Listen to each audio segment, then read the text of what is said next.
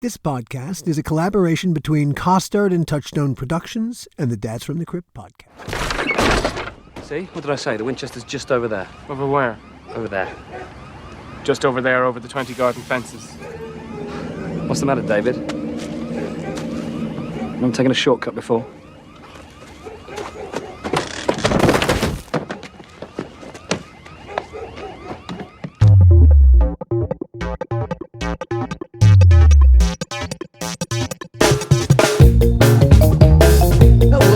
Welcome to another episode of the How Not to Make a Movie podcast.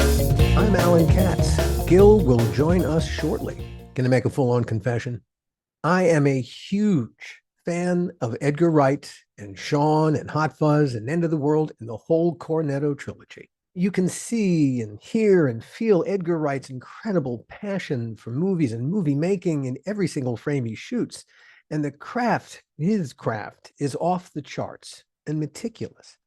His taste for horror comedy makes him a compadre in a very small world. If Edgar Wright had been available when we made Tales from the Crypt, we would have hired him without a doubt, in a flash. His sensibilities and ours were almost completely identical. CLARK COLLIS, our guest on this episode, has been writing about the film and TV business for a long time. Gil and I first encountered him when he interviewed us for a piece he wrote for Entertainment Weekly, for whom he worked at the time, about this podcast's first season. CLARK called us the best film podcast of 2022. That was quite a generous compliment, quite a boost, too. When we started the podcast's second season, we invited CLARK to join us for an episode to talk about entertainment journalism. CLARK felt a little uncomfortable about discussing the hand that fed him, and so it never happened. But not too long ago, CLARK quit working at EW. He went freelance. And now that he was free to talk, we wanted to talk about something we knew CLARK was passionate about: Edgar Wright's Shaun of the Dead. We knew that he was passionate because he wrote a whole book about its making. You've Got Red on You. If you like movie making, and especially if you like the movie Shaun of the Dead, CLARK's book belongs in your collection. We'll get to the book. Join us, please, as we celebrate Shaun of the Dead with our very good friend, CLARK COLLIS. Good evening to you, CLARK. Isn't it evening? It's like... It is. It's 7:01 here, but that's fine. How you doing? I spent, to give you a glimpse into my life, I spent 3 hours this afternoon. I went to see Furiosa a couple of weeks ago and then got a speeding ticket. Appropriately enough, doing 27 miles an hour in a 20-mile-an-hour zone, so not quite road warrior stuff. But I had to attend a 3-hour Don't Speed seminar this afternoon. In LA, there are all kinds of different ways. You can get out of a speeding ticket by going to traffic school. And there are all kinds of traffic schools. There's one that was the Improv used to run one. I don't know if they still do, but these were stand-ups doing it as your teacher. Uh-huh. And I had to do that once, and it was the best way to have done that. At least it was entertaining. It is good to see you. It's lovely to see you. And thank you so much for doing this. My absolute pleasure. I must say, I'm a fan. I have the all the way through with, and I love having the marker. Hold it up a little higher so our audience can see it really well. Oh, hold on. You can find You've Got Red on You at Amazon and at Goodreads.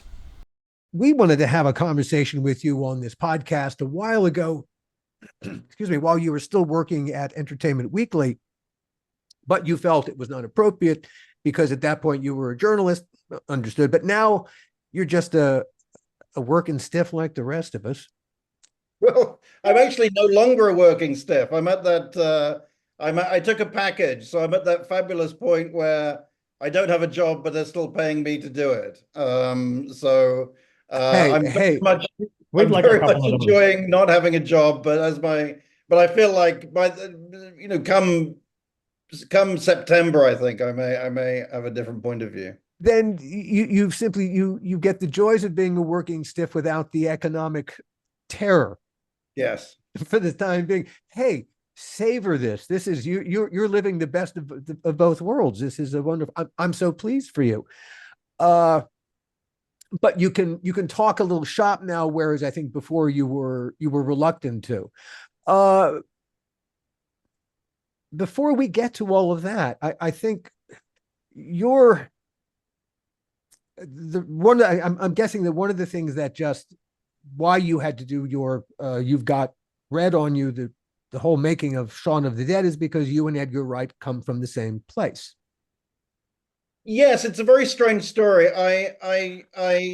Without sounding egomaniacal, I do kind of think I was born to write that book. Not because I'm sort of uniquely talented, not because I'm sort of uniquely equipped from a talent point of view, but Edgar Wright, who's the director of Shaun of the Dead, grew up in a small town, technically a city because it's got a cathedral, but really quite a small town called Wells. England's smallest city. It is except for Yeah. the city of London itself, but that's part of a larger thing. So it's really legitimately Wales is English smallest city. Yes, it has. It's a very small city, and in fact, Edgar shot his first movie after Shaun of the Dead, which is the cop comedy Hot Fuzz. He shot that well. He had to CGI out the massive cathedral, which Wells has, but Hot Fuzz is very much set in a town like Wells, which is obsessed with the annual flower competition, and is in many ways, a lovely place to grow up, but also in many ways could not be more distant from the entertainment industry, I guess, which, growing up is something I was fascinated by. I should point out that I didn't know Edgar when I was growing up. He's a few years younger than me. But when I started working for a film magazine in the 90s, Edgar, who was very young at that point, released a film called A Fistful of Fingers, which is sort of a spoof Western.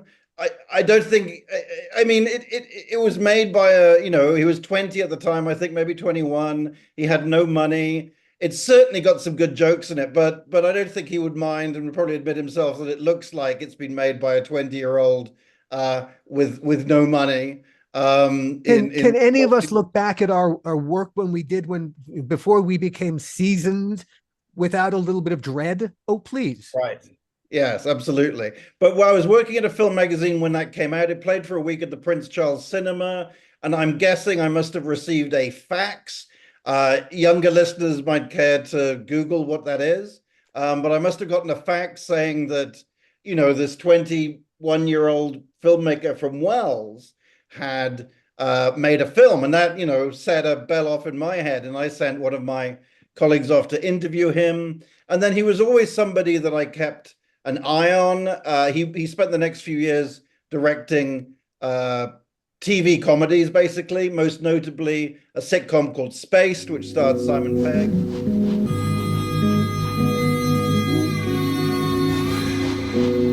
And by that point, he and Simon had become obsessed with zombie films, and independently, I had become obsessed with zombie films, which at the time, I mean, now, of course, zombies are everywhere, but at the time was very much a horror subgenre that was for hardcore horror fans.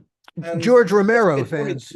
Yes, George Romero fans. And in fact, but then George Romero had not released a zombie film since Day of the Dead in the mid-'80s. And there really hadn't been a zombie film. What more was there at that point? What more was there to say on this subject? Right. It had been eaten. Yes, absolutely. It had bitten off its own toes. But then they did an episode. Edgar and Simon and Jessica Hines, who co-wrote the sitcom Spaced with Simon, did this episode where Simon Pegg's character did so much speed, took so much amphetamines, that he began to hallucinate that there were zombies everywhere. You want a piece of me? Come get some.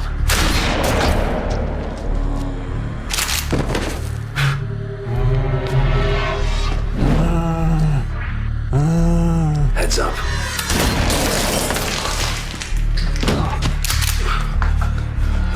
Oh, shit. Hiya.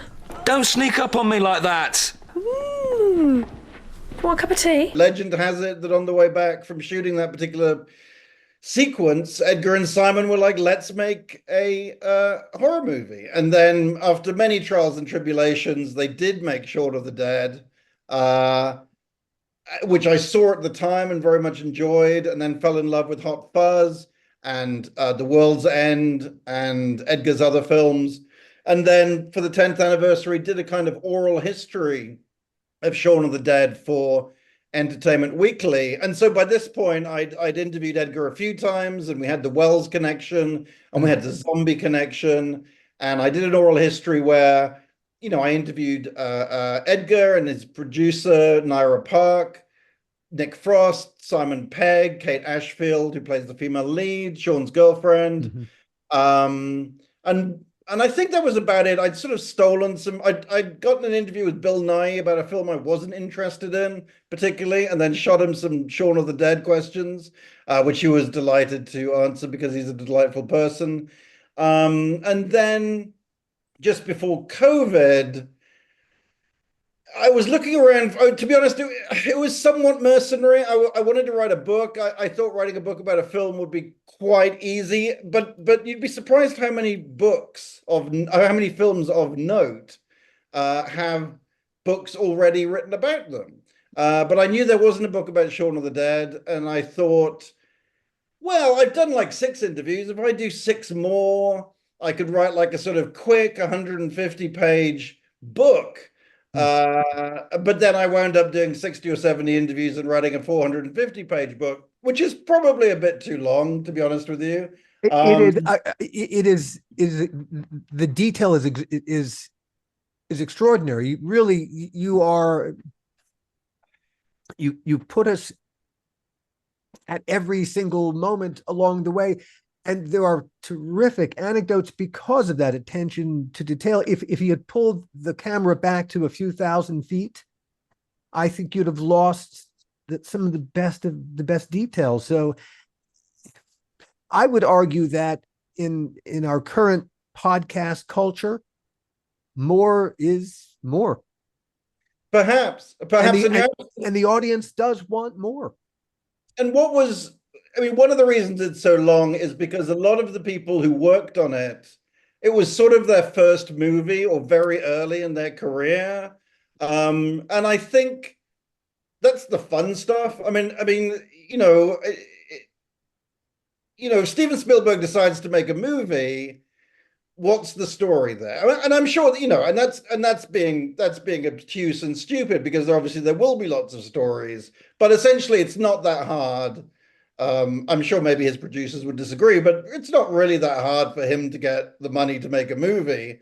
Whereas Edgar and Simon spent 4 years trying to get, I think it's $6 million, the equivalent of $6 million to make this film. You are sitting with independent filmmakers who have this is yes. This is their, which is why watching not just other independent filmmakers with not just an outside the box idea, but an outside the box way of doing that idea. Yeah. How do you sell that to money? It's really, really hard, because money is risk averse. Understandably so. It doesn't want to lose its money. So it's hoping, so those details are really fascinating, because what makes Edgar Wright really fascinating as a filmmaker, I think he is part of this young, dynamic group of filmmakers who have this visceral, kinetic style. And as you detail, they take a lot of that from the Coen brothers, Raising Arizona, big influence, Scorsese. So there is this sense of filmmaking from within. And absolutely, yeah. I share your passion for this filmmaker. And that's really why I so wanted to have this conversation, because really there's something about his craft that, hey, look at the impact it's had on other filmmakers. Absolutely. No, absolutely. And he truly is somebody who like loves film. If you follow him on Instagram, then periodically he will just photograph the pile of DVDs that he's watched recently. And I just think, how on earth do you have the time to, in the midst of developing, all sorts of other projects, how on earth do you have the time to watch all this stuff? And I think that's something he's gotten. I mean, he is he's friendly with both Tarantino and Scorsese, who are very similar in that fashion. Uh, um, and I think that, Edgar knew a lot about film anyway, but has made it his business to really fill in the gaps of his film knowledge over the past 15 years and continues to do so. You include in the book a number of storyboards, which are fantastic because it gives you a sense, really, all right, never mind how you sell, how he wants to do this to executives who have no imagination. All right, how do you sell the idea in your head to other craftspeople on whose craft you will rely upon to manifest this thing in reality outside your head? And so, yes, and he did his own storyboards, and you get a sense, even in looking at the storyboards, how kinetic everything is, that really we're always moving and swooping. You tell there's some fascinating anecdotes about working with, the crew, but especially his DP, David Dunlap, in order to get a lot of those pieces. And it's all about transitions. It's all about transitions. But all those things require so many pieces of film that you got to have in your pocket in order to make all these things cut together. And you also describe beautifully how necessary it is for it to be choreographed and repeated exactly the same way, time and again, with these variations. For the gag to play, it's got to be exactly right. And the first time that you're doing it, I'm selling your book to you. Because I'm going to buy a copy after this. You describe it, and really, I'm selling this to our audience. This is what I learned from reading the book over the past bunch of days before we were going to have this conversation. It requires a lot of extra time to shoot all these pieces, and it's so hard the first time through, for especially the DP. The feeling was, this is taking so much extra time. Why are we doing it this way? Why not just shoot master and coverage? Let's get on with our day. But he had a very precise vision of the movie he was making in his head. He's like Elliot Silverstein that way, Gil. Yeah. I mean, really, it was pre-cut in a lot of ways in his head. And if he diverged from that in any way, a whole lot of pieces were not going to work. And after the first time, when suddenly everyone sees Shaun of the Dead, when you go to make Hot Fuzz, everyone's a little bit more forgiving. You go, oh, I see why we had to shoot that 5 times on a very hot stage at Ealing suddenly, all right, you might forget some of the discomfort because you understand the artistry that he was serving. No, I thought you did a great job. Well, thank you. And I think Edgar realized that, when his first film was released, A Fistful of Fingers,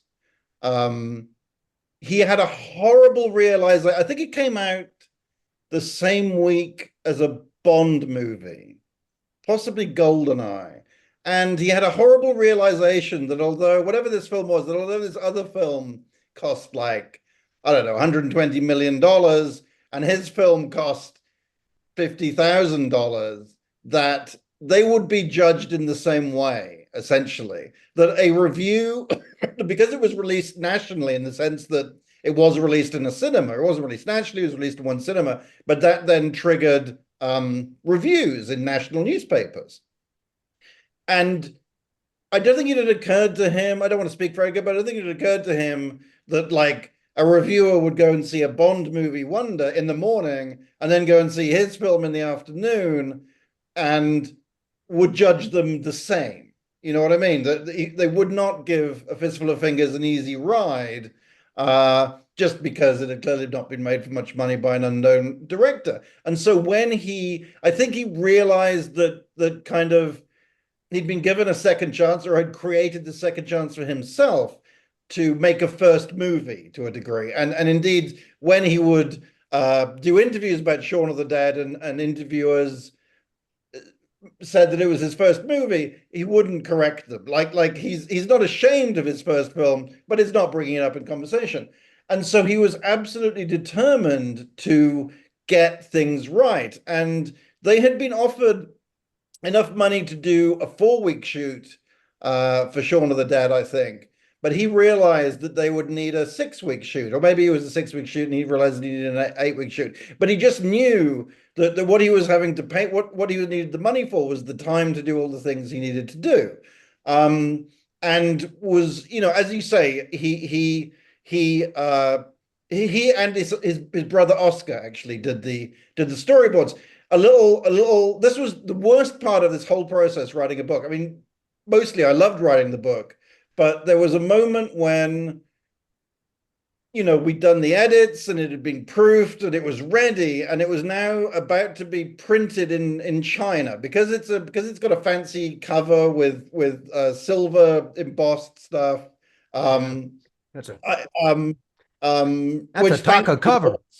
Yes, my publisher insisted that it looked nice. Being a writer, I'm just like, you can just print this on A4 and put a staple through it. You can sell it like that because of the glory of my words. But my publisher insisted that it actually looked nice as well. And I have to say, it is a very nice looking book. But it had to be printed in China during COVID, and so my publisher was like, so it's about to be published in China. We'll get copies, in 4 weeks or whatever. Slow boat to and from. Oh my God. And then Rolling Stone. So we'd agreed to do a sort of preview with Rolling Stone online, which included some stuff about the book and Edgar's storyboards. And one of the reasons it was very nice of him to let us include his storyboards, but one of the reasons he wanted to include the storyboards, which are beautiful, was to show that he knew what he was doing right from the start. You know what I mean? That none of this was like seat of the pants stuff. This had been his plan all along because the storyboards, matched the finished film exactly.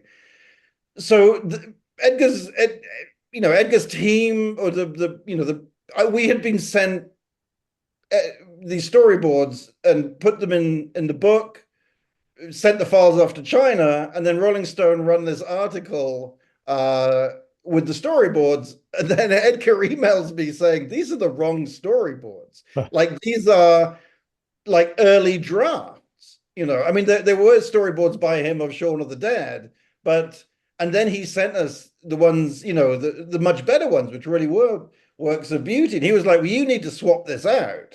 I mean, he asked, it wasn't being rude, but he'd been so insistent, quite rightly, that we published like these lovely, beautiful storyboards.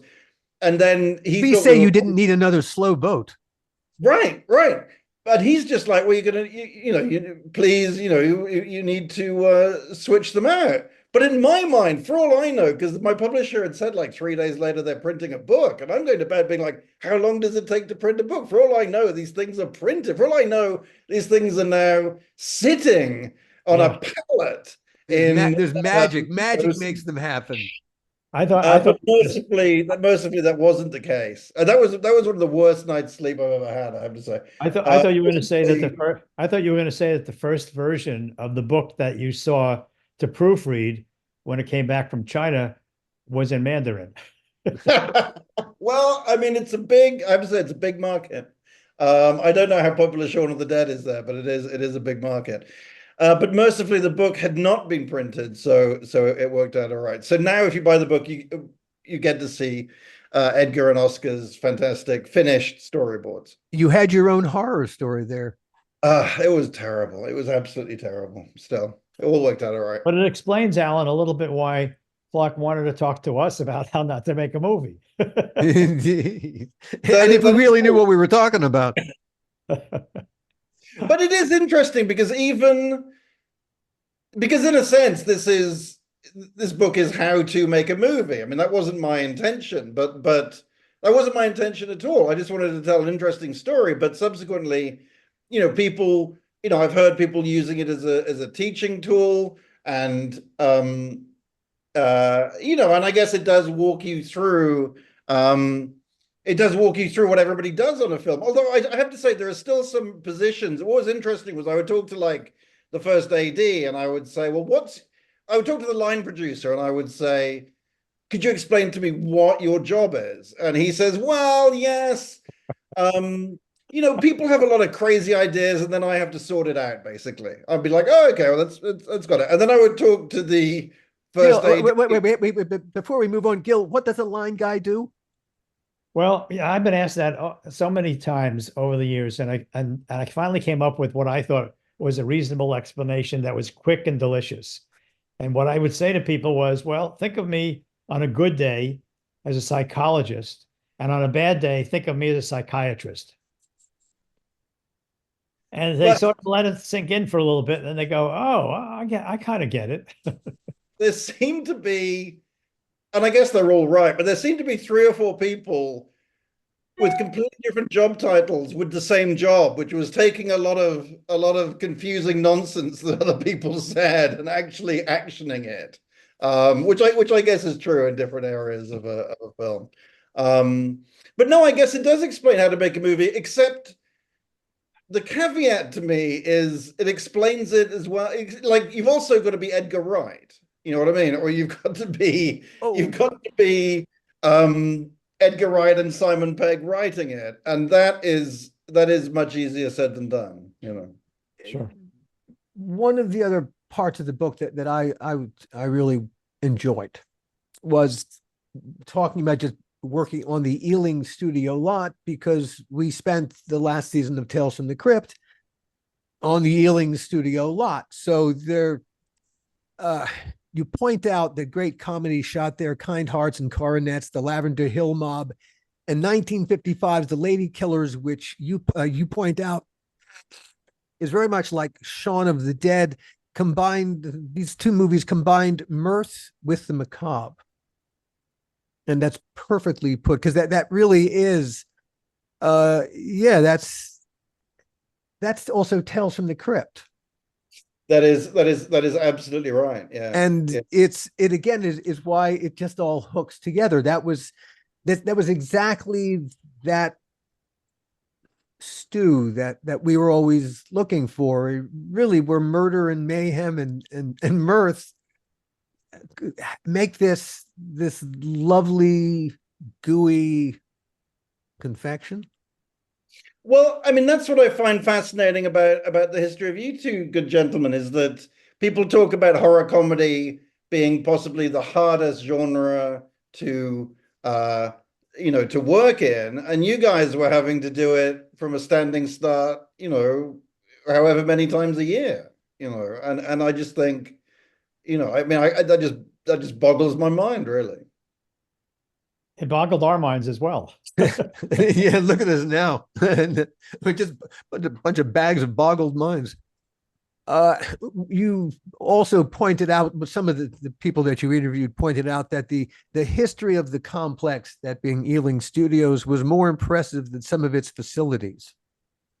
Which absolutely true. Absolutely true. I believe it may have been remodeled after Shaun of the Dead. I think it may have been sort of modernized and improved. I'm not too sure. I hope. Yes, God, I hope it so. does sound like this was shot during a hot summer, and they spent a 4 heat weeks. wave. It was 38.5 degrees Celsius on the 10th of August that year. And they spent the first half of the shooting on locations, which, as I'm sure you folks know better than me, come with its own problems. But then there were 3 or 4 weeks basically shooting in the fake pub that they built at Ealing Studios, and things got pretty Over 100 degrees Fahrenheit on yeah, that set.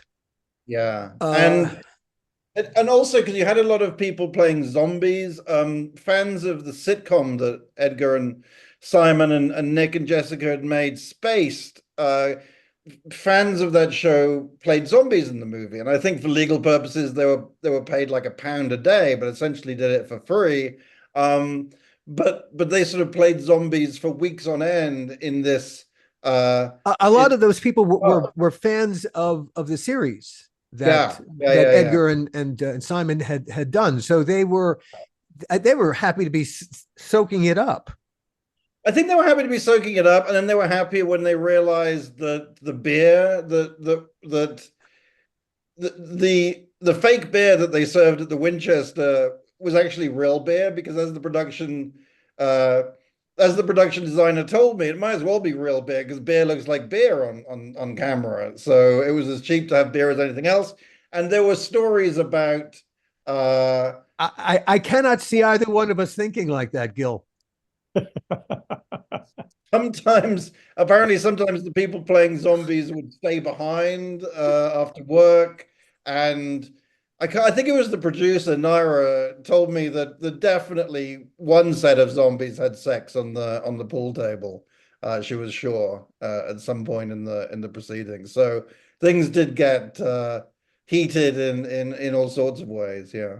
Well, the funny thing about that was that so I mean, one of the weird tidbits about Shaun of the Dead is that they did reshoots, and two of the zombies playing reshoot, two of the people portraying zombies in the reshoots were two friends of Edgar's, one of whom is Corin Hardy, who went on to direct The Nun, which I believe is the most successful entry in the Conjuring universe franchise, and the other of whom is Joe Cornish, who made the film Attack the Block, which is a fantastic alien invasion movie. And I visited the set of Joe Cornish's next movie, which was The Kid Who Would Be King. And that was shot at Ealing. And the fascinating thing about that was that Naira Park, who produced Shaun of the Dead, also produced The Kid Who Would Be King, and sort of gave me a guided tour of Ealing, pointing out. She would be like, "Oh yeah, this is where that happened, and this is where Edgar was in a particularly bad mood that day, or something." And so that was kind of fascinating to see. But it was interesting because yes, Ealing has this incredible history, but by that point, Shaun of the Dead had sort of been added to the history, and I was kind of getting an insight into that. Oh, for sure. Oh gosh, yeah. No, it was a fascinating place to walk around. As the words that were used, lived in and shabby. Yes, We're I'm sure. I really yeah. hope there were some people I did not send copies of the book to. Just because I felt they didn't need to read it, and I don't think it would made their day. And the owners of the studio were definitely. Well, it was shabby when we were there too. but it's true. It's just so true. It was, and yet that was a part of its charm. It was a part of its charm. Yes, I'll be definitive. Yeah. Well, I'm always fascinated with because England particularly has been so busy. I don't know what it's like this year, but over the last 20 years has been so busy with studios that they've kind of run out of studios. There's like sort of 3 or 4 big studios, and I would go on set visits to sort of distant parts of London to see like a big Marvel movie being shot, and I would be like, "Wait, where are we? What's going on here?" And it's not, and the finished movie would look spectacular, but yeah, where they were shooting it was at times could be a sort of crumbling, to say the least. Going back to the movie itself, one of the things that it makes it so it just clicks. It's got an emotional core. Yes, it does. A real emotional core. When Sean's mom the reveal that Sean's mom has been hiding the fact that she got bitten. There's a chunk taken out of her arm. Mum, what's wrong? I didn't want to be a bother. Mum, I don't understand. The man in his pajamas. I didn't want to say anything. I thought you'd be upset. No! And then when Barbara dies, it's a genuinely emotional moment in the film, but it was actually because it was at the end of the shoot and it was fucking hot in there. It was a genuinely emotional moment on the set. It's been a funny sort of day, hasn't it? Oh, no, no, no, no, no. Come on, stop it.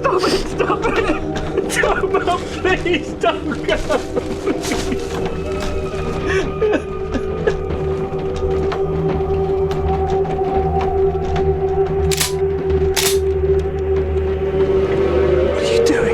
We have to deal with her? Duffs! For Christ's sake! She's going to come back? She's not going anywhere. Well, she'll change. She's my mum. She's a zombie. Don't say that! Move aside. I'm going to count to 3. 1, 2, 3! Stop pointing that gun at my mum! The actress's name playing Sean's mum is Penelope Wilton, who in Britain, if you're of a certain age like myself, you just grew up watching Penelope Wilton playing mothers on TV. Yeah. You know, and not to take anything away. I mean, she's been great in a number of things, and is in fact now Dame Penelope Wilton, I believe. But she was on a couple of shows where she played, a sort of, a beloved maternal figure, and thus from a Brit's point of view, to see and she, in Shaun of the Dead, she ends up playing a very, very similar figure. She wasn't the first choice, though. That Penelope was the second choice. They wrote it with her in mind, and then she turned it down for the reason that they were turned down repeatedly over time by financiers and cast members, because they didn't want to. Penelope Wilton did not want to be in a zombie movie directed by someone she'd never heard of, would be my guess. But didn't they offer it to Helen Mirren first? Then, because it was produced by Working Title, who had produced 4 Weddings and a Funeral, and had just produced Love Actually, and had great success by casting up. That was the phrase that was used, casting up. So it's barely a policy. It's what most studios do automatically, which is to try to find the most famous person, or at least a famous person, to be in your movie. So in the case of Working Title, it was usually Hugh Grant and the biggest American actress they could find. And so with Shaun of the Dead, the original cast that they wanted, was Simon Pegg, who was somewhat known at the time, but as a TV star, and Nick Frost, who wasn't known at all, really, and he'd been in Spaced, but was Simon Pegg's roommate. And Edgar and Simon in particular thought that Nick Frost was the funniest person they knew, but at the time, Nick Frost was also a waiter at a Mexican restaurant, which wasn't anything that was going to make Working Title thrilled. So Working Title said, why don't you approach? Well, they suggested get Bill Nye, because they just made Love Actually, and knew that Bill Nye, who'd been kicking around for 2 decades really without becoming much of a name, was about to become a name because they'd seen Love Actually, which was about to come out. And they said, why don't you approach Helen Mirren to play Sean's mother? And so they approached Helen Mirren, and Helen Mirren apparently sent a note back saying she wasn't interested in the role of Sean's mother, but she might consider playing what became the Nick Frost role. She wanted to play Simon Pegg's drug-dealing roommate.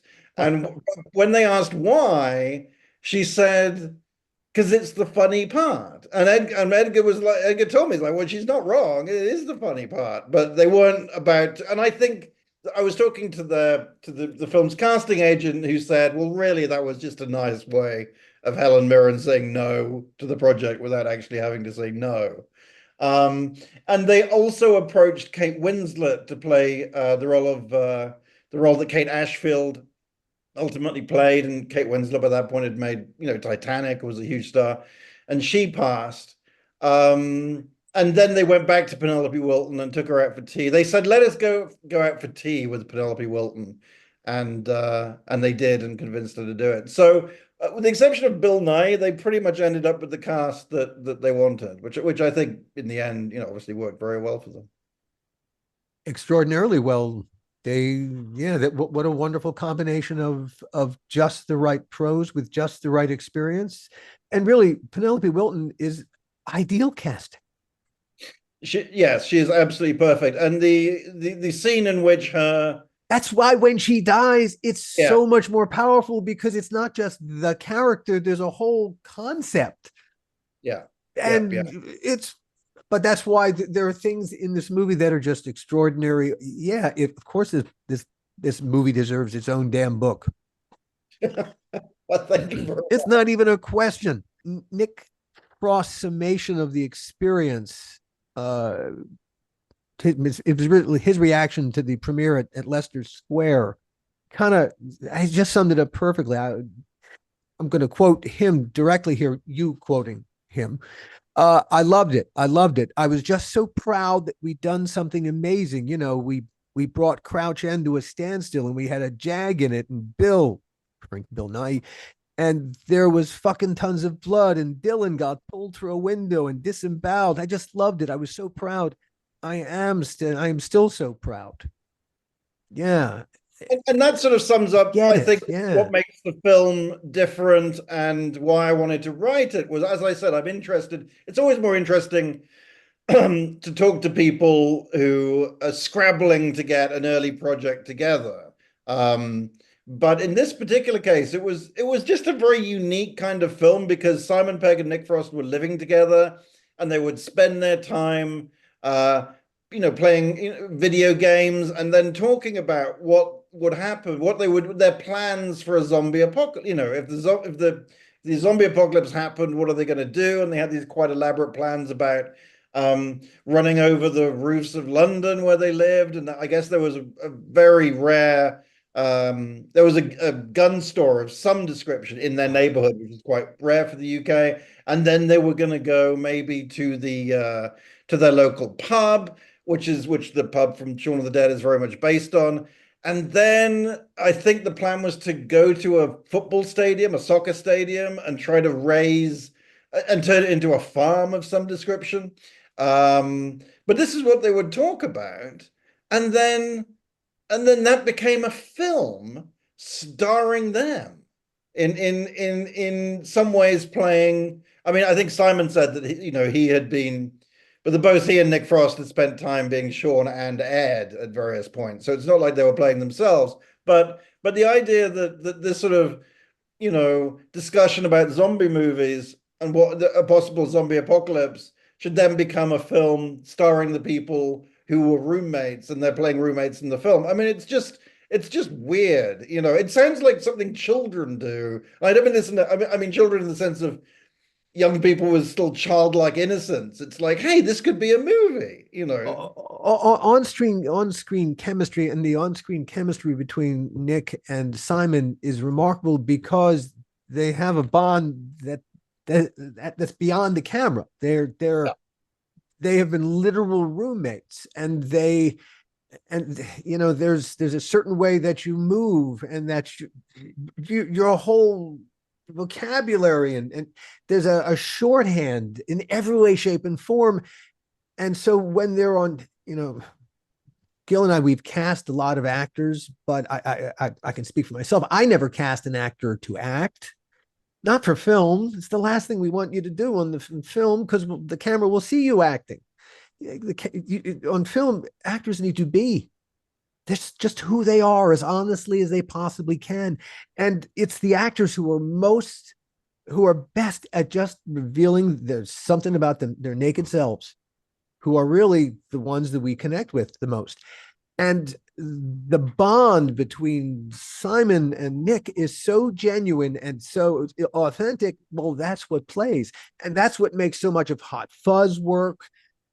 especially it's this back and forth between them. Yeah, you could see, yeah, that one they could slouch from one into the other and then back again, like amorphous blob of brohood. Yeah. And it's just so funny that, I mean, I think, growing up, we all had friends, and you would say, "Oh, you're funny, you should be on TV, or you should be in films." And of course, they should not, Yeah, and for Simon Pegg to say, "My friend Nick is the funniest person I know." My friend Nick, who, is currently serving patrons at a Mexican restaurant, is the Chiquita, funniest person was it I know. called Chiquita? Yes, Chiquito, yes. Chiquita, right. This is kind of where he honed his comedy talent, because he entertained, if you get an entertaining waiter, you're going to tip them more. And so he kind He of worked honed there for how long? a while. 5 years, I think is what It was is the yeah, number that sticks in my head. he was in the restaurant industry for a while, and I believe he went back. I mean, he did work in various restaurants, I think, and I think even after Shaun of the Dead, certainly after Space, but maybe even after Shaun of the Dead, he went back to waitering, partly because he didn't realize he had to pay tax on his earnings from Shaun, which I don't think any of those folks made a fantastic money out of that film, as people tend not to do for their first film. But whatever it was, he didn't realize he had to pay tax, and then he had But to then go when it back. puts you in debt, when your job puts you in debt, that kind of sucks. Yeah. So yeah, he had very little experience at all, really. Whereas Simon had been a stand-up, and had appeared in quite a lot of TV by the time. They'd done quite a lot of. It was quite experienced by the time Shaun came along. But yeah, I mean, given that disparity of experience, it is amazing how well they work together on screen. Buy the book, everybody. This is a terrific fun read, especially if you enjoy the movie. Man, there we go. Oh, it was almost all in focus. Oh, fuck, it was almost all in focus. I lost it. Well, anyways, There's only one book about Shaun of the Dead, and I suspect there will only be one book about Shaun of the Dead ever. So it's but pretty easy for people to Google. but it's a really important movie. It's not just another movie. It's a movie that it's great horror, great comedy, great filmmaking, because this really was the birth of yeah, it was the first movie in essence of a really important filmmaker. Yeah, yeah. Edgar's got on. I mean, people who don't know, Edgar also made Scott Pilgrim versus the World, and Last Night in Soho, Late Night in Soho, and over the past couple of years has seemingly been attached to every sort of even remotely. He got sucked into the Marvel universe for a little while, didn't he? Doing Well, it's interesting because very early on, even before Shaun of the Dead, I believe, he signed up to write and direct Ant-Man with Joe Cornish, who I spoke of earlier, who went on to direct Attack the Block. And this was before the MCU even existed. And they wrote Ant-Man, and then Edgar was gonna direct it. And it was, from what I understand, I haven't read the original script, but from what I understand, it was very much going to be a heist movie, and there is still some of that in the finished film, but it wasn't going to be. It wasn't going to be part of the Marvel Cinematic Universe, because it wasn't particularly going to be connected to the rest of the Marvel Cinematic Universe, because when they started writing it, the Marvel Cinematic Universe literally did not exist. I think this is before Iron Man was made. And then over time, as the MCU exploded in popularity, I think the decision was made that this should be, part of a bigger thing. It should be, more clearly folded into the MCU, and then Edgar ultimately left, and the script was rewritten. I should point out, Edgar's never spoken to me about this, so this isn't really insider knowledge. This is just sort of what is known about the situation. And on the one hand, I'd love to have seen his Ant-Man. But you know, on the other hand, he went off and I mean, he actually put a hold on Ant-Man to make The World's End. And The World's End's a wonderful movie. So you know, Agree. who knows?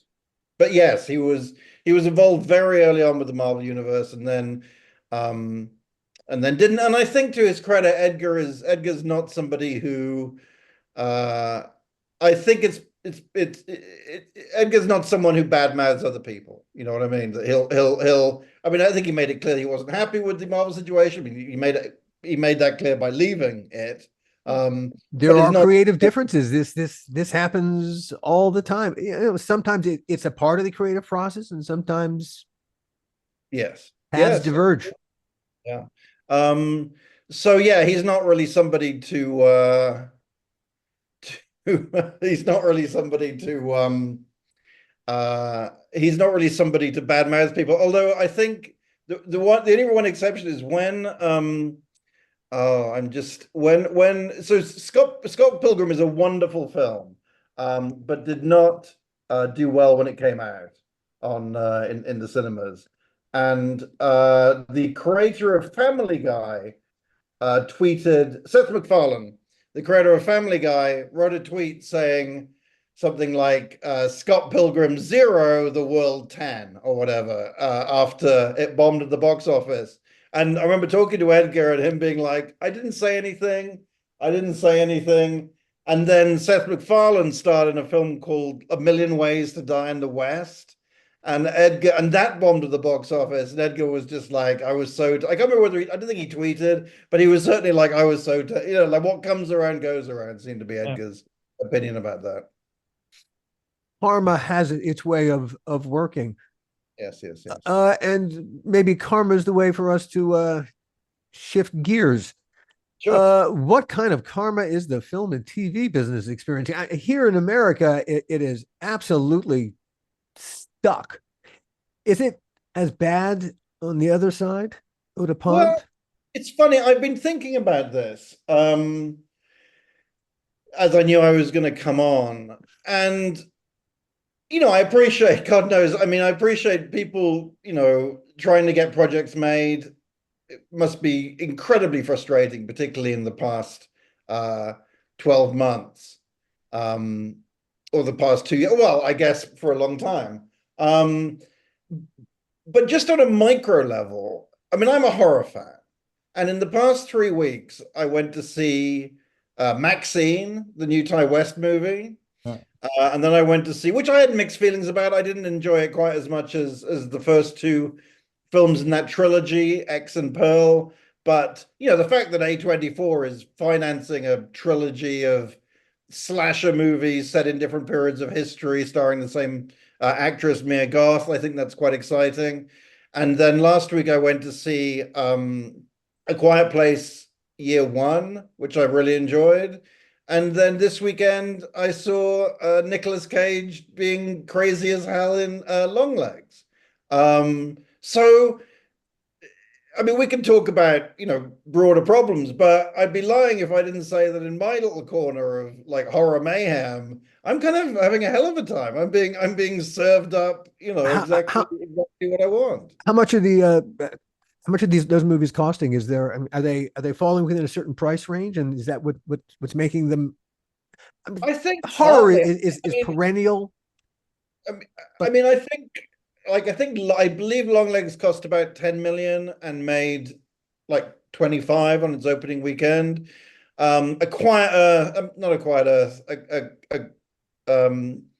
quiet place Quiet year one Place. would be much more expensive. I assume Maxine would have been quite cheap. So yeah, they're not. I mean, they're not costing a lot of money. And what I mean, one of the things that kind of amazes me writing about horror is that people are often seem to be making horror movies for much less now than you folks or Gil that you were producing in the 90s, you know. And I don't mean in inflation adjusted terms. I mean Blumhouse routinely, it seems, makes movies for $5 million. And I know there's back end participation and so on and so forth.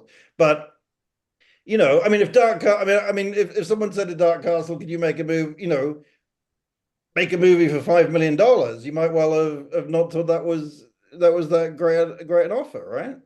Right then. But now the sweet spot, it seems to me, for horror movies is around 5 million. You think of Yeah. Annabelle, it was made for 5 million, it grosses 200 million. They do Annabelle 2 for another 5 million, also grosses big numbers. So I think the sweet spot has been sort of established around $5 million. And when you get into like A Quiet Place, which I think the first one was $17 million, it becomes a very different animal and becomes a different situation for why they're financing it.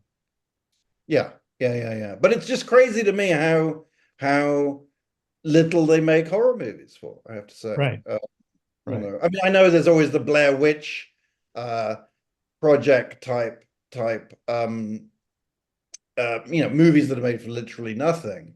But the cost of, well, I guess not the cost of all movies, but as like blockbuster movies have just, they've gone from, say $100 million in the 90s to 250 now, the price of horror movies seems to have decreased over time. Yeah. I think that's very true. And I think that's because I think they think that you can still get, because most horror movies don't have stars, don't have actors, so that money is off the table.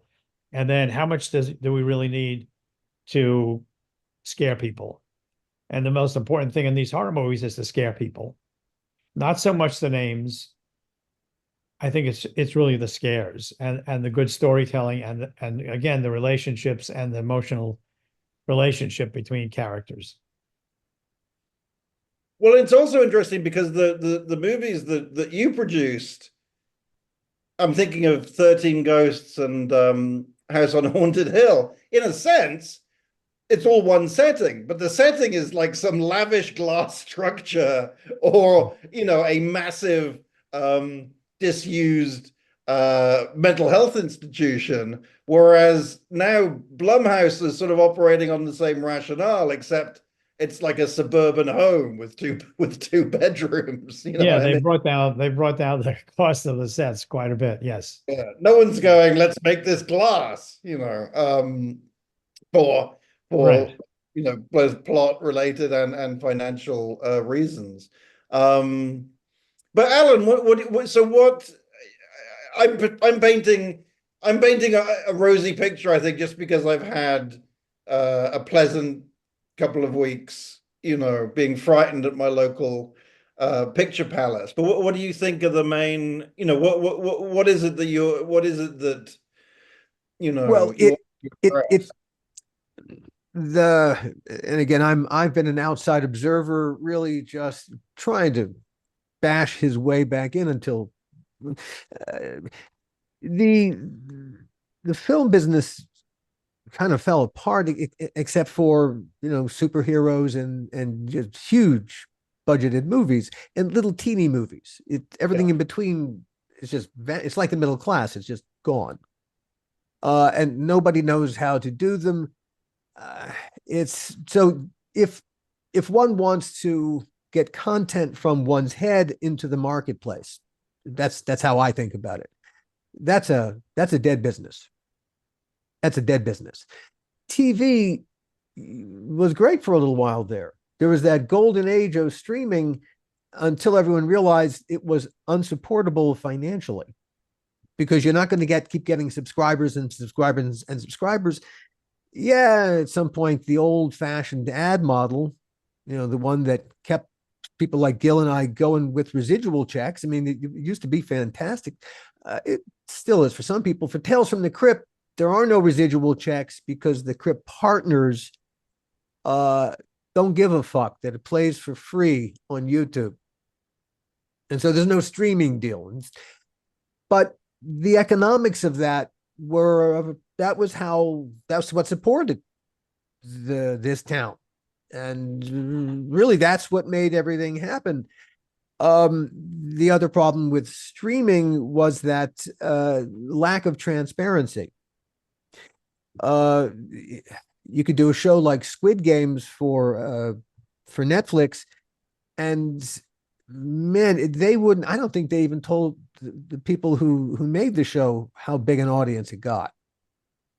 But really, all the dollars that Netflix was making as the ticket taker, pretty much, I'd say about 90% of that money actually belonged in the pockets of the people who made Squid Games, because they actually created the content. Netflix is just a platform. It's literally just the ticket taker. And as has always been the case in the business, the people with their hands on the immediate money, they always seem to do best out of everybody. The unfortunately, all the crafts, we all struck at probably the worst possible economic time to have struck, but that's when our contracts were up. And it was untenable. It's been untenable for a while. And so I think the ultimate problem, since you asked, Clark, Sure. it's really Napster came for us all. You included, because journalism succumbed to the Napsterization, where really everything became peer-to-peer. Napster destroyed the music business because I no longer needed to go to a record store to get my music. I could talk. Hey, my friend would send me his music files. And hey, once we started doing that, sharing widely, well, that cut the music business out of the loop too. And whereas in the old days, musical artists used to tour to support their album sales, well, now the album sales weren't worth anything. They're giving the money away to support touring and merch and all that stuff. And so it for the music business, it's now peer-to-peer. It's your relationship with your fans is everything. And social media at the end of the day did that. Hey, I remember cab companies. I think they probably still have them in London. They have the black cabs still, but are Uber and Lyft, are they making inroads now? Oh, for sure. And for people who, I mean, I'm sure you'll know, but London cabbies, unlike I can tell you New York cabbies, had to do this thing called the knowledge, where they had to learn every street in London. London A to Z and then some.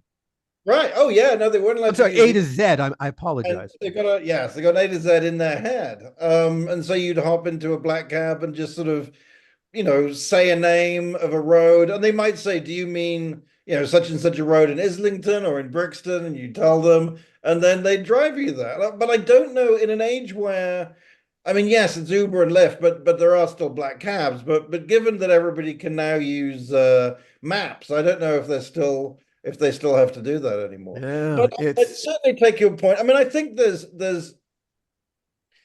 you sort of got to look at this. There's sort of two interlinked things going on. One of which is the march of technology that I don't know if we can do much about it. And you can, and I know this. I know AI is a very a big subject with regards to writing and actors and so on and so forth. And I support whatever positions the unions want to take on that. But ultimately, there's only so much you can do about technology. But then I think there are human decisions which have been made, creative decisions, which are quite appalling. And I would agree with you, the hollowing out of the sort of mid-range movie is is quite appalling. And we've now sort of trained, basically, we've trained so many people just not to go to the cinema. Because it's funny, I interviewed for a project I'm working on, I interviewed an editor and a director called Patrick Lussier, who edited the first three Scream movies and did a lot of stuff with Wes Craven, and then became a director in his own right. But he said that Wes Craven used to say that what you've got to do within the first 15 minutes of a horror movie is do something so the audience don't trust you anymore. That you've got to sort of, and I guess the most obvious example of that is the killing of Drew Barrymore at the start of Scream. But he's like, it's almost like the audience are making a pact with you that you haven't got a pact with them. That if you can make them not trust you in the first 15 minutes, then you've kind of got them. And I think that the converse is true with all these, with so many blockbuster movies where there's no thought to, immediately the director is taking somebody by the hand and saying, oh, there'll be car chases and witticisms and then we'll spend the last 20 minutes with a big fight. And I'm not just talking about superhero movies now, but almost any kind of, any blockbuster, anything with a number after it. I'm not against sequels sort of philosophically, but it's just the same movie over and over again. And I think, there comes a point where it's part of, but that is part of the point of the exercise. It is what the audience kind of wants. It's a perverse, Sure. It's a perverse hamster wheel to be stuck on. But it means that it's always got to be, 20, 50% more expensive. And in the end, it becomes too top heavy and they can't make them anymore, and people become bored with them. But then what you're left with is a business model where something, as you say, has to cost either $250 million or $250. It's a mess that, well, greed is always stupid, but it's always there. It's the people who have no talent other than finding their way to most of the money. Yeah. It's God, if only we could fix humanity. Wouldn't we be clever? The entertainment journalism business has also had its vicissitudes. Well, yeah, that's true. I mean, Entertainment Weekly stopped being a physical magazine a couple of years back, which sort of meant a lot of things for us. I mean, I'm still very supportive of my colleagues. I got nothing bad to say about Entertainment Weekly. I have, as you say, I have plenty of bad things to say about humanity and the 21st century and its effect on, our ability to print a magazine. But no, nothing. I had a great time at Entertainment Weekly, but once you're no longer printing up 2 million copies and sending it around the country, then you do sort of slip down the totem pole a little bit, which made it sort of which just made the job sort of harder and harder to do the things I wanted to do, really. I mean, in a sense, I have to say, in a sense, like if you want to find out now about Game of Thrones, for instance, then that is covered in a way now that it wouldn't have been 20 years ago. And you can find out every single thing you want to find out about it.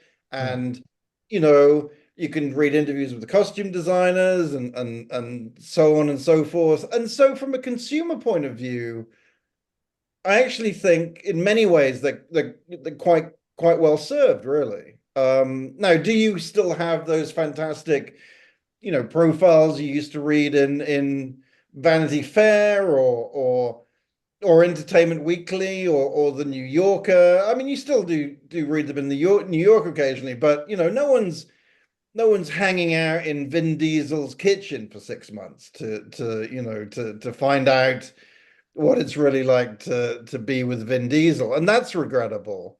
I guess what I'm saying is actually I in a sense entertainment journalism is quite healthy from a consumer's point of view, but it's harder and harder to make a living out of it, or it's harder and harder to do the sort of things that I want to do with it. Anyway, also what you're saying is that Sorry. but what you're saying is that, but it's also less journalistically satisfying.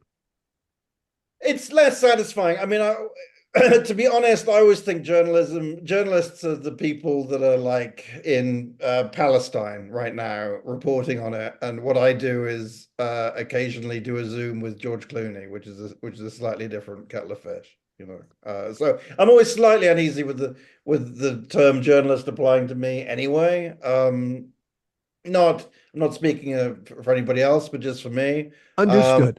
Understood. But yes, I mean, and everybody, there's just so many people covering everything. I mean, and also this wasn't, I was reading an interview with I think it was the actress who was in A Quiet Place Year One, where she said that junkets, from her point of view, were a form of torture, like having to do interviews like 20 times a day. Now, I'm sure if she could re-speak that. She probably wouldn't literally use the word torture. And God knows, these people are paid enough to warrant that. But for someone to say that, you're like, well, I don't really want to be the person. I don't really want to be the person inflicting torture on people. You know what I mean? And God knows, I've interviewed some people that certainly seem to regard me as someone torturing them by asking them questions. But I mean, the problem is you sort of have to ask a couple of pretty basic questions just to get some sort of, I mean, if you're interviewing someone for 5 minutes or 10 minutes, yes, you can have some fun with it, but you've also got to ask something just to set up the film or the TV show or whatever, which they undoubtedly have been asked 20 times that day, so it's very hard to, I mean, in the early days of Entertainment Weekly, I used to sort of be able to ferret out weird stories and convince my editors to let me run like stories on that movie, The Room. I mean, talking about, how not to make a movie, that Tommy Wiseau movie, The Room, which just a friend of a friend invited me along to a screening and no one had reported on it. And I convinced Entertainment Weekly. How is that? That's notorious. That's a notorious movie. How is that?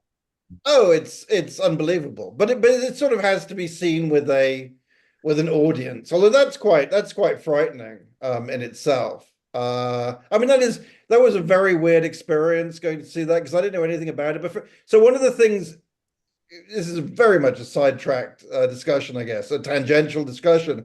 But these are all tangential discussions.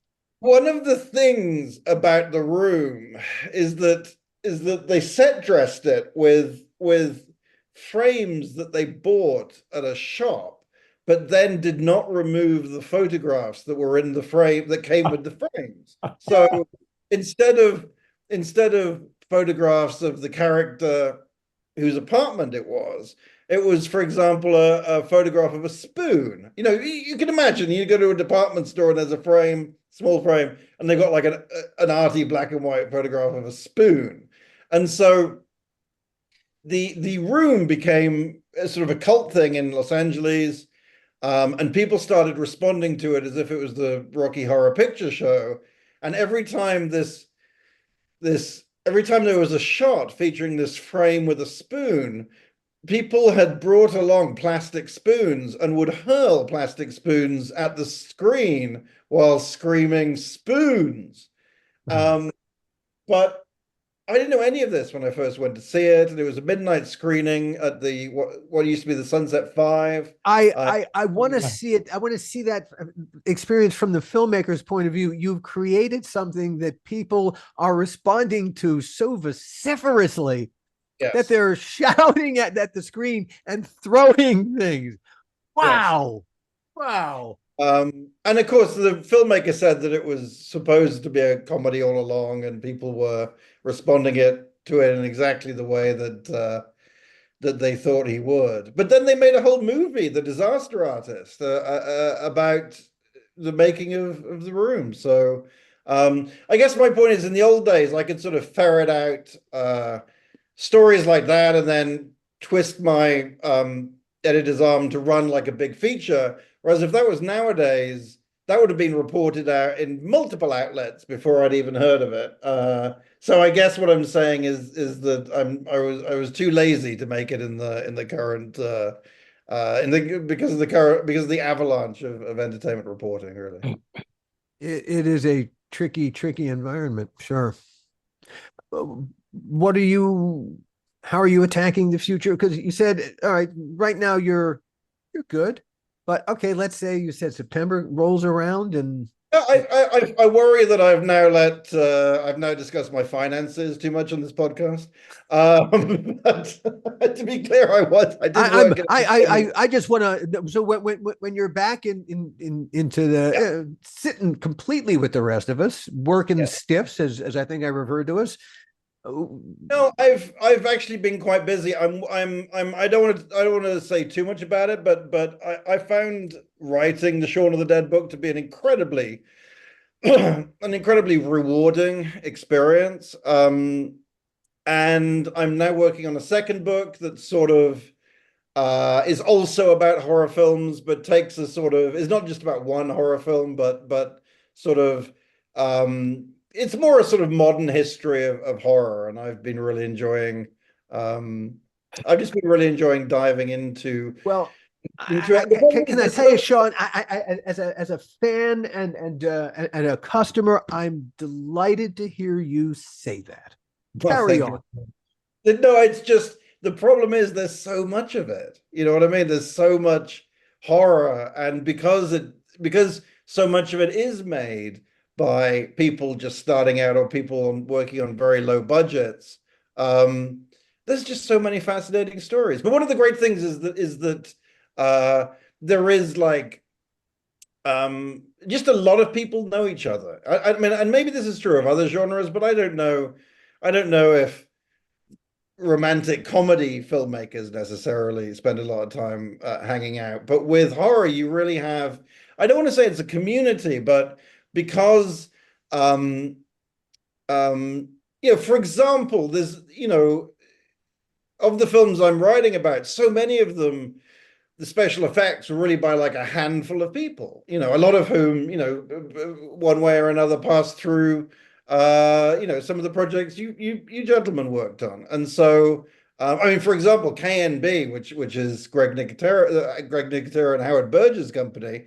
I'm almost afraid to ask for an interview with them because they'll say, well, what films do you want to talk about? And I'd be like, all of them, all of the films from the last 40 years. No, that's something of an exaggeration. I know there are many other production houses and special effects houses, and I'm talking to many of them too.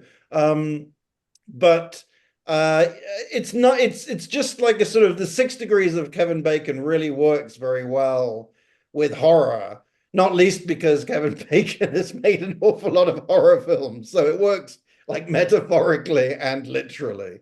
Yeah, I'm having a lot of fun with that. It's just very hard to you're at a point where it's like do people want to hear about the human centipede? Because I have some really great stories about the human centipede movies. So, The horror community is a community. And hey, they have conventions, and having been to a couple of those conventions, and they're lovely, they're wonderful. The horror community are really, by and large, really the sweetest people on the planet because they subvert all their hostilities into horror. And when they walk around a horror convention, a lot of them, in cosplay, they dress up as Freddy, they dress up as Jason, they dress up as Leatherface. You know who they never ever dress up as? The victim. Right. Yeah. Because the monster, and not all monsters are villains, but the monster is the empowered one. And horror, when I didn't even get it until the first time that I attended a horror convention before we started working at them. It really is, it's the empowerment that everybody there has because of their passion for this genre. And I think that's why, as a community, they're so loyal. And hey, but they can be mean and hard because it's so important to who they are. No, that's absolutely true. And also, and I mean, this isn't why I'm writing it, but also they're one of the last groups of people interested in buying physical media, it seems. If you look at the list of for maybe sure, not the best horror movies in the world, but horror movies which have been given 4K restorations on Blu-ray and bonus features and all the rest of it, then horror does love a physical medium. I guess on a certain level, Trekkies started this when they began to have conventions, and suddenly it made it okay to go out in public and celebrate this passion together. And then suddenly it became marketable, and man, as soon as someone realized you can make a buck at this, well, then it was, it's a world that can fill with life. Yeah. No, absolutely. Although if you look at, I think a lot of the companies that do produce these a lot of Blu-rays and DVDs of old or even forgotten horror films. I get the impression there, there is the people that are running it are fans and aren't probably driving around in gold Rolls Royces, And I bet they're just as happy. Oh, Yeah. they might like that other car, but they're doing something that brings them joy, and that's not a bad thing either. No, no, no. That actually, I bet between the three of us, we all know lots of really miserable as fuck rich people. Yes, absolutely. And I have to say, to plug my book for the 1,000th time, the most rewarding Please. thing, even now, someone will tag me on Instagram and they'll be on like a beach reading You've Got Red on You and saying how much they're enjoying it. And that's like, well, I mean, thankfully that's worth just as much, if not considerably more than the amount of money I've earned from it. Oh, absolutely. It is, as I said, it's you to the reader themselves, that individual person, and it's making that one person happy. If that doesn't make your day, why the fuck are you doing this? No, absolutely, absolutely. I thank you so much for joining us today, Clark, and I cannot. I'll hold up the book, but what's the point? Sure. There will be plenty of chances to see the book on our website, and we will have links to all the different places you can buy it, and be on the lookout for whatever Clark is doing next, because he is a terrific writer. And take it to the beach, read it, and get on Instagram with him. That's absolutely right. I'm at Clark Collis. Please, where can everyone find you? Yeah, at Clark. I'm not hard to find. I think it's on everything. I'm at Clark Collis. If you want to, actually, I haven't done much shameless promotion in a while. So, Well, hey, but hey, this is part of being a working stiff, my friend. yeah. Although I will say before I leave, and because the reason we met was because of your, this wonderful podcast about Bordello of Blood, and that was an example of something that nobody had written about, and I was like, I remembered seeing the film, and I listened to some of the podcast episodes, and I'm like, this is a rollicking tale, I have to say. And then I spoke to you both about the podcast and about the film.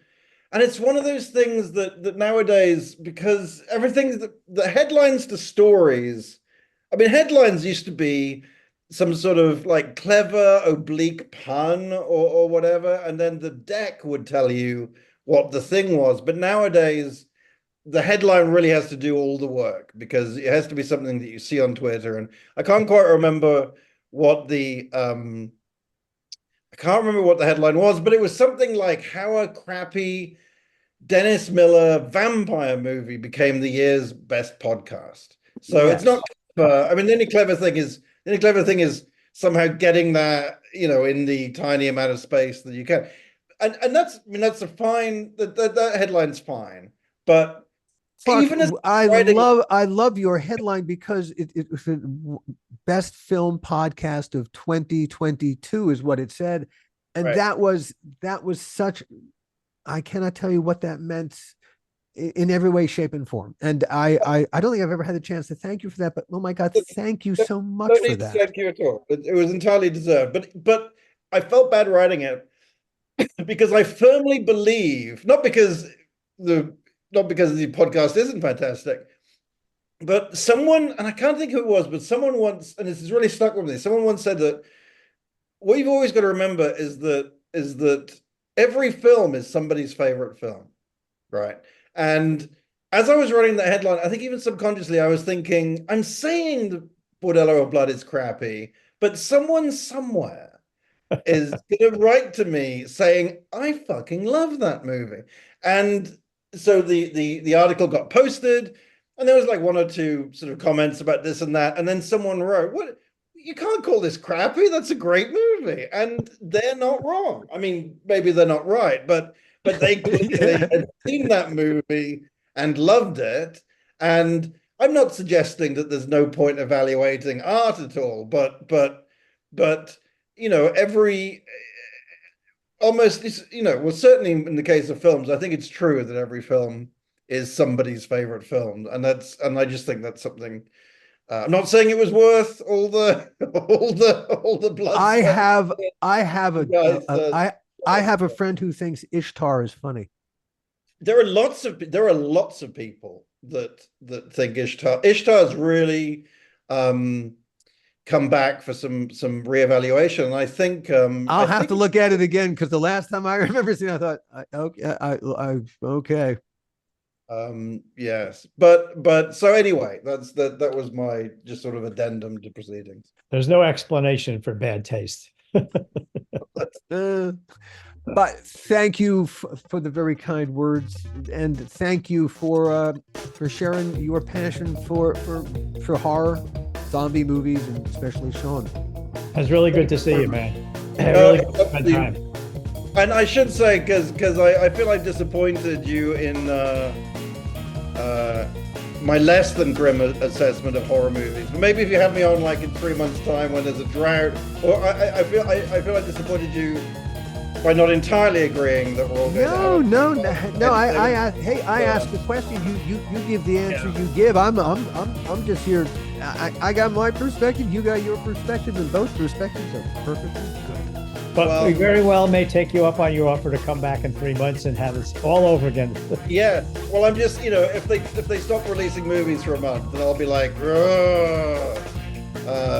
what's going on? But thanks so much, folks. I really appreciate you having me on. And thank you, everybody, for tuning in as always. We'll see you next time.